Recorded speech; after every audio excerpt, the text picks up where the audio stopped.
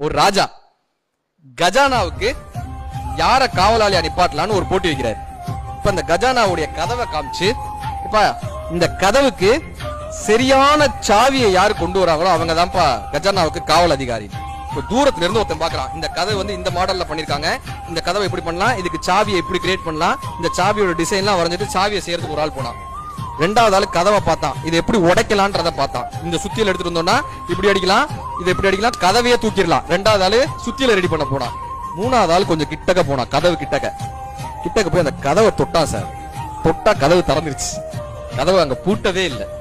நம்ம என்ன பண்றோம்னா தூரமா நின்னு இதுக்கு என்ன சாவின்னு யோசிச்சுட்டு இருக்கோம், இந்த கதவை எப்படி உடைக்கிறதுன்னு யோசிக்கிறோம். யாருமே அருகில போய் தொடுறதுக்கு தயாராகவே இல்லை. தூரம் நின்று யோசித்தால் குட்டை கூட ஆழம்தான், நேரில் சென்று நேசித்தால் கடலும் நமது தோழன்தான். நமது முயற்சியை பண்ணி தான் பார்ப்போமே.